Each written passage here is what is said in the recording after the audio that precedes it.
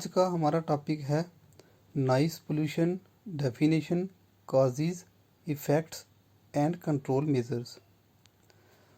तो देखेंगे आज की नॉइस पोल्यूशन एक्चुअली क्या होता है। तो sound is a normal feature of our life. हम ये जानते हैं कि जो साउंड है एक नॉर्मल फीचर है हमारी लाइफ का, और इससे हमें क्या कर पाते हैं, कम्युनिकेशन और एंटरटेनमेंट होता है, चाहे हम हों या कोई भी एनिमल्स हों। तो ये हमारा मीडियम ऑफ कम्युनिकेशन है sound. A low sound is pleasant whereas loud sound is unpleasant. अगर साउंड लो है तो वो हमारे लिए प्लीजेंट होती है, लेकिन अगर उसका वॉल्यूम बढ़ा दें तो फिर क्या होता है, वो हमारे लिए अनप्लीजेंट हो जाती है। तो उसी अनप्लीजेंट साउंड को हम क्या कहते हैं फिर, नॉइस।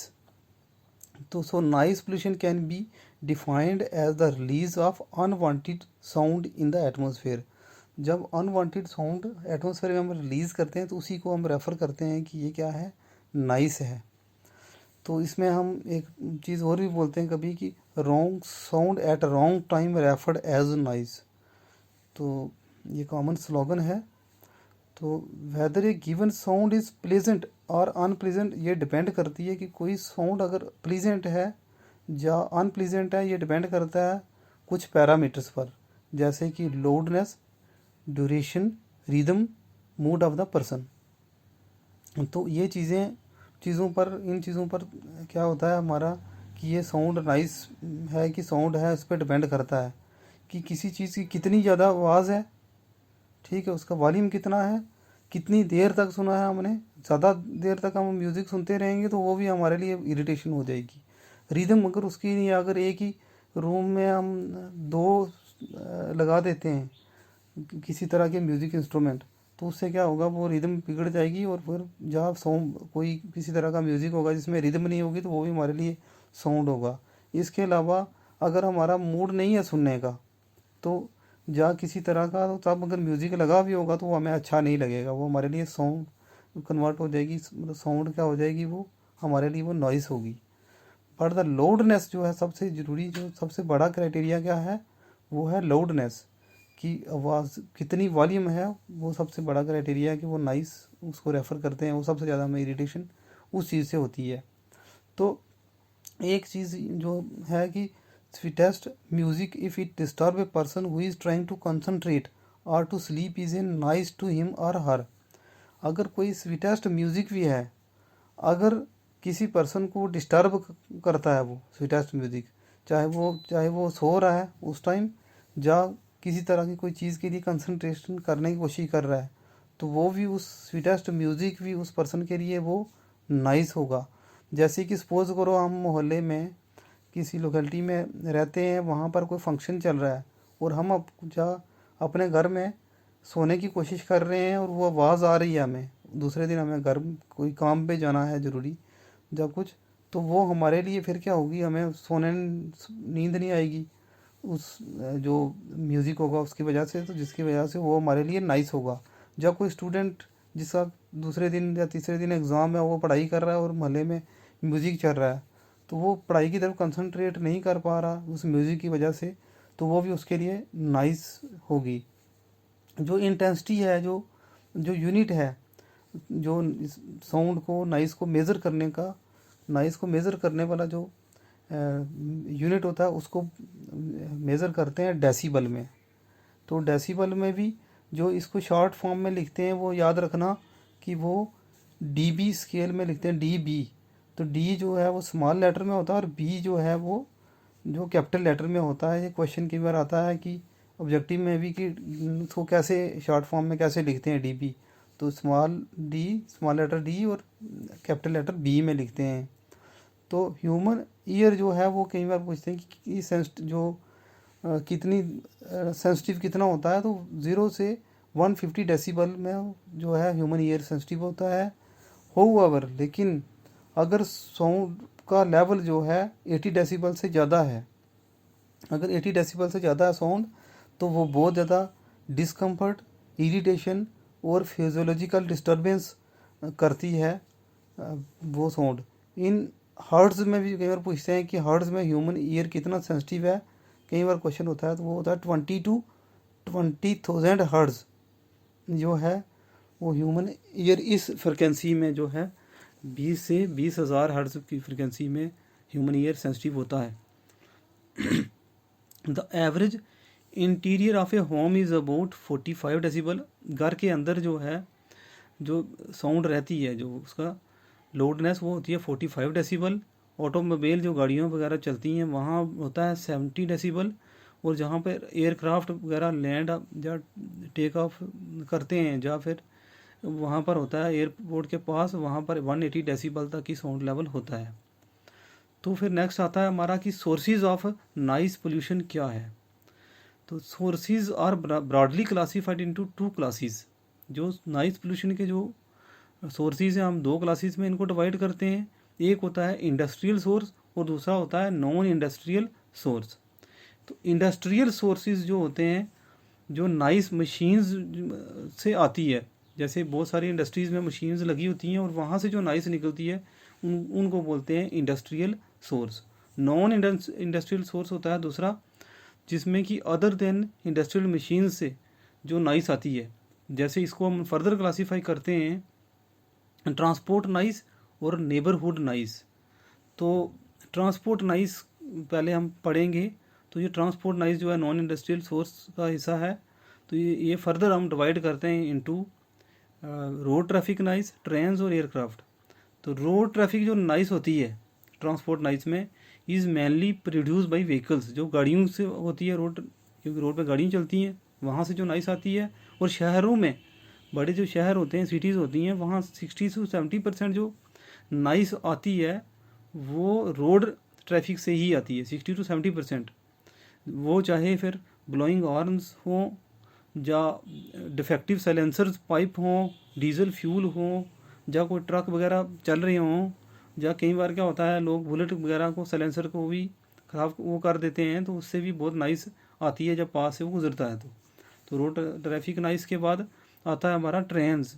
तो हाई स्पीड जो ट्रेन चलती हैं, खासकर रेजिडेंशियल एरिया के पास से जो जाते हैं रेलवे ट्रैक्स, वो काफ़ी नॉइस क्रिएट करते हैं रात के टाइम। तो वो ज़्यादा लोगों को जो है नींद नहीं कंसंट्रेट कर पाते ऐसे एरियाज़ में। इसके अलावा ट्रांसपोर्ट नॉइस में ही तीसरा आता है पार्ट एयरक्राफ्ट। तो एयरक्राफ्ट, सुपरसोनिक एयरक्राफ्ट जो हैं वो भी काफ़ी नॉइस क्रिएट करते हैं, चाहे वो लैंडिंग के टाइम हो या टेक ऑफ के टाइम हो। जो लोग एयरपोर्ट के पास रहते हैं सबसे ज़्यादा अफेक्टेड होते हैं। तो उसके बाद क्या आता है, दूसरा आता है ट्रांसपोर्ट नॉइस के बाद नेबरहुड नॉइस। ये जो नॉन इंडस्ट्रियल सोर्स का सब टाइप है दूसरा, नेबरहुड नॉइस। तो नेबरहुड नॉइस में क्या आता है, load speaker in public functions during elections, या क्या होता है कि रिलीजियस प्लेसेस से लोड स्पीकर, जहाँ कई बार किसी तरह का कोई इवेंट होता है, जहाँ अनाउंसमेंट होती हैं, तो वहाँ से जो लोड स्पीकर चलता है वो काफ़ी नॉइस कॉज करता है। दूसरा होता है नेबरहुड नॉइस में कंस्ट्रक्शन वर्क। कहीं नेबर में हमारे जो कंस्ट्रक्शन वर्क चलते हैं, काम चलते हैं, जैसे कि ड्रिलिंग मशीन्स लगी होती हैं, वेल्डिंग मशीन लगी होती हैं, मिक्सर लगे होते हैं जो सीमेंट और बजरी और वगैरह मिक्स करते हैं ऐसे भी, तो वो काफ़ी क्या करते हैं, नॉइस करते हैं। नेक्स्ट आता है हमारा कि loud television and radio, DJ, disco music and dance in late evening, जो खासकर शहरों में होता है। तो ये भी क्या करते हैं, कई बार अपने मोहल्ले में ही बड़ी टीवी की ज़ोर ज़ोर से आवाज़ आ रही होती है, या डीजे कई बार लोग लगाकर डांस करते हैं कोई फंक्शन, तो इस तरह के जो है वहाँ से भी नेबरहुड नॉइस हमें की प्रॉब्लम होती है। नेक्स्ट ये भी सोर्स है एक।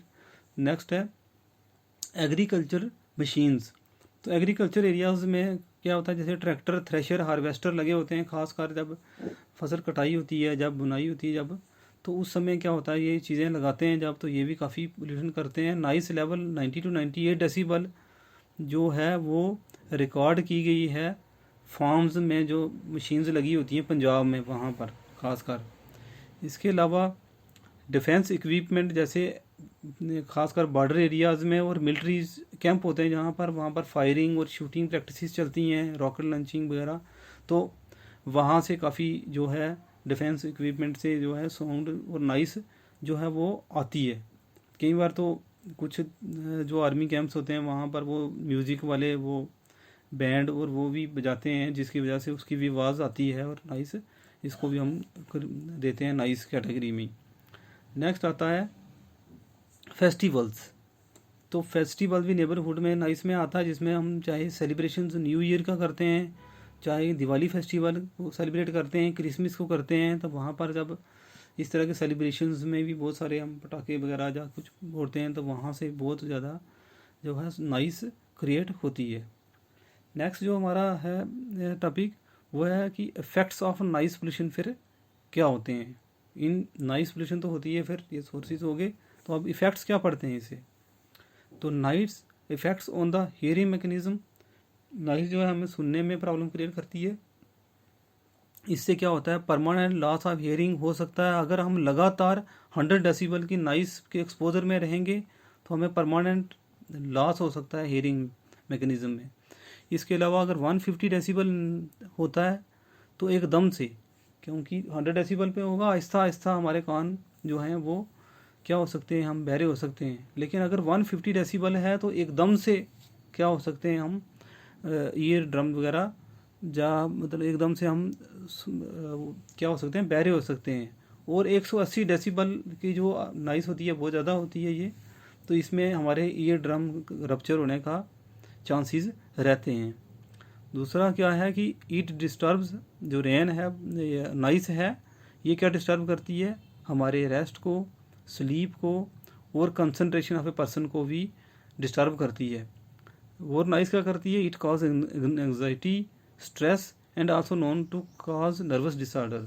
तो बहुत सारे इस तरह के स्ट्रेस और नर्वस डिसऑर्डर जो हैं वो होते हैं अगर नाइस की वजह से। नाइस और क्या करती है, हमें हेडेक करती है, सर दर्द करती है, हम इरिटेट होते हैं, इरिटेशन काज करती है, और हाई ब्लड प्रेशर भी काज करती है नाइस अगर ज़्यादा देर हम एक्सपोजर में रहेंगे तो। नाइस लेवल अगर 70 से 80 डेसिबल के बीच में रहता है तो ये काफ़ी irritation, variety of physiological disturbance cause करता है। और अगर 195 डेसिबल ऑफ नाइस लेवल है तो लंग डैमेज होने का खतरा रहता है। नाइस इंटरफेयर करता है मैन कम्युनिकेशन। अगर हम किसी एरिया में जहाँ पर शोर शराबा ज़्यादा है वहाँ पर हम बात तक नहीं कर पाते, कई बार डीजेज लगे होते हैं जैसे शादियों में, तो वहाँ अगर हम बात करने की कोशिश करते हैं तो वहाँ पर एक दूसरे की आवाज़ नहीं आती। जहाँ कहीं जनरेटर लगे हुए हैं, कहीं किसी एरिया से गुजर रहे हैं, जब गाड़ियाँ चल रही हैं, तो वहाँ भी हम बोलते हैं अगर, तो हमें एक दूसरे से बात करने का हमारे कम्युनिकेशन नहीं हो पाता। तो ये भी नाइस इफेक्ट करती है। नाइस इसके अलावा क्या होता है, डेवलपिंग एम्ब्रियोज जो होते हैं बच्चे जो मदर होती हैं उनके यूट्रस में, उनको क्या करता है, बच्चे के नर्वस सिस्टम, जो अनबॉर्न बेबी होता है उसके नर्वस सिस्टम पर अफेक्ट डालती है नाइस। तो इसलिए हम क्या कह सकते हैं कि जो नाइस है वो क्या है, स्लो किलर होती है। तो control measures of nice pollution फिर क्या हैं। तो नाइस को हम कंट्रोल कर सकते हैं दो तरह से। पहले कि जहाँ से सोर्स है, जहाँ से नाइस आ रही है वहाँ पर कंट्रोल किया जाए, और दूसरा है कंट्रोल एट रिसीवर एंड। अगर सोर्स से निकल चुकी है तो फिर रिसीवर एंड पे हमने कौन से स्टेप्स लेने हैं वो हम 1 बाय 1 फिर पढ़ेंगे। पहले हम पढ़ेंगे कि control of nice at source पे हम क्या क्या कर सकते हैं। तो सोर्स पे क्या कर सकते हैं, using shock observing techniques for observing impact of energy. जहाँ पर से नॉइस निकलती है वहाँ पर अगर शॉक ऑब्जर्विंग टेक्निक्स लगाते हैं तो नॉइस काफ़ी हद तक क्या हो सकती है, कंट्रोल हो सकती है। इसके अलावा जो मशीन्स हैं पुरानी, या कोई भी जो जैसे गाड़ियों का या किसी तरह इंजन वगैरह हम चलाते हैं तो उसको प्रॉपर मेंटेनेंस करना चाहिए, उसको लुब्रिकेशन करना चाहिए।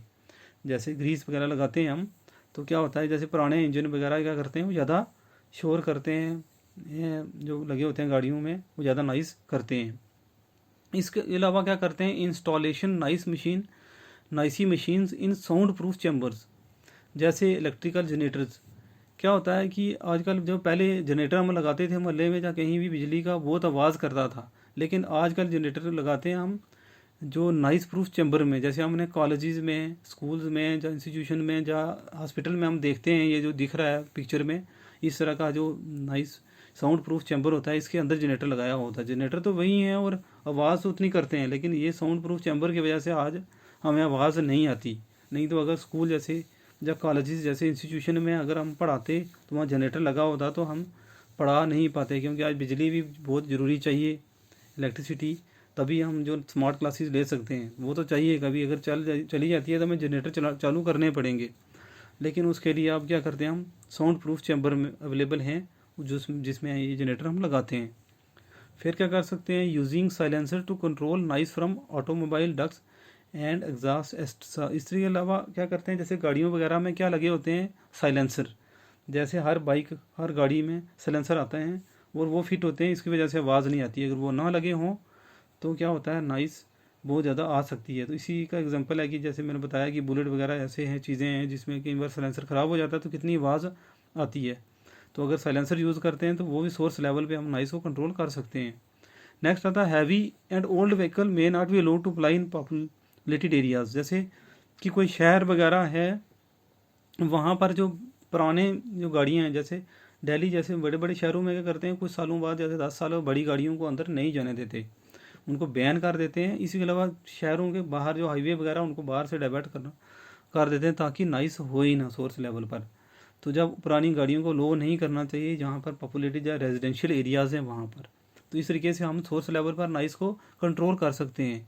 और फिर नाइस को हम रिसीवर एंड पर कैसे कंट्रोल कर सकते हैं, तो रिसीवर एंड पर क्या कर सकते हैं कि हमें ईयर प्रोटेक्शन एड्स लगाने होते हैं। जैसे ईयर प्लग हो गया, जो पिक्चर में नीचे देख रहे हैं आप, ईयर मफ्स भी देख रहे हैं आप पिक्चर में, इस तरह के जो नाइस हेलमेट, हेडफोन्स, ये चीज़ें प्रोवाइड करना चाहिए उन लोगों को जो क्या करते हैं नाइसी इंस्टॉलेशन में, जहाँ ज़्यादा शोर शराबा वहाँ पर अगर काम करते हैं। तो इस तरह की चीज़ करके वो नाइस को क्या कर सकते हैं, कंट्रोल कर सकते हैं, अपने पर इफेक्ट होने से बचा सकते हैं नाइस का। तो दूसरा आता है कॉटन प्लग्स वगैरह भी हम यूज़ कर सकते हैं जहाँ नाइस ज़्यादा हो। फिर क्या कर सकते हैं हम, limit the amount of time that they spend in certain noisy level environment. जहाँ पर हम नाइसी एरिया में कोई जो काम करते हैं, लेबर भी काम करते हैं, उनको ज़्यादा देर तक वहाँ पर काम करते नहीं रहना चाहिए। उसके लिए गवर्नमेंट को भी स्टेप लेना चाहिए और जो जो जहाँ पर जिस इंडस्ट्रीज़ में काम कर रहे थे उन मालिक को भी उनका टाइम सेट करना चाहिए ताकि वो ज़्यादा देर तक नाइस के एक्सपोजर में ना रहें। फिर क्या कर सकते हैं हम, keeping residential locality free of noisy busy highway. हम क्या कर सकते हैं, जो रेजिडेंशियल लोकेलिटीज़ है वहाँ नाइस को फ्री रखने के लिए हमें बिजी हाईवे, जो जब बिजी रेलवे ट्रैक जब वगैरह जो हैं, जहाँ डोमेस्टिक जो इस्टेब्लिशमेंट से जो डोमेस्टिक जो घर वगैरह होते हैं बनते हैं, रेजिडेंशियल एरिया होता है, वहाँ से बताया कि उनको हम क्या कर सकते हैं, अगर पहले हैं भी तो उनको अब डाइवर्ट कर देना चाहिए, गाड़ियों को रेलवे ट्रैक को दूर करना चाहिए ताकि नाइस को कंट्रोल किया जा सके। इसके अलावा industry should be away from residential area. अगर इंडस्ट्रीज़ कोई लगा रहे हैं हम, तो वो जहाँ पर रिहायशी इलाका है, जहाँ लोग रहते हैं, वहाँ से दूर लगानी चाहिए। फिर हम क्या कर सकते हैं, ट्रीज़ लगाते हैं, खासकर ऐसे ट्रीज़ जिनका पत्ते क्या होते हैं, ब्रॉड होते हैं, बड़े होते हैं। ये क्या करते हैं, ये इनको हम रोड के किनारे जहाँ रेजिडेंशियल एरिया के सराउंडिंग में हम लगा सकते हैं ताकि नाइस जो आती है वो कंट्रोल किया जा सके। क्योंकि ये ट्रीज़ क्या करते हैं, नाइस को एज ए बैरियर एक्ट करते हैं और रोकते हैं, आने नहीं देते, नाइस को पास नहीं होने देते।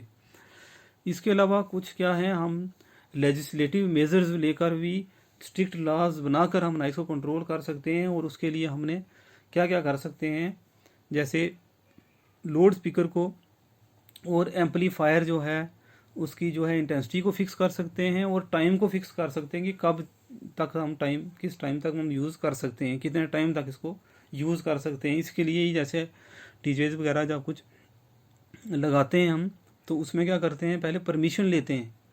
जो बड़े एडमिनिस्ट्रेशंस होती है किसी भी डिस्ट्रिक्ट की या एरिया की, तो वहाँ से परमिशन लेकर एक टाइम सेट किया जाता है, तो उतने देर तक किया जाता है। आजकल जैसे बड़े जब फंक्शन होते हैं, शादियाँ होती हैं, तो वहाँ पर जो पैलेस वगैरह होते हैं वहाँ भी क्या करते हैं, बैंक्वेट हॉल जो भी होते हैं, तो वहाँ पर डीजे वगैरह एक टाइम सेट किया होता है, 10 बजे के बाद नहीं चलेगा, या 11 बजे या 10 बजे का जो टाइम होता है रखा हुआ, उसके बाद नहीं चलने दिया जाता, क्योंकि लोग वहाँ रहने वाले आस पड़ोस वो डिस्टर्ब ना हो सकें। तो ये तरह के स्टेप ले सकते हैं, लॉज बनाए इसके लिए हमने।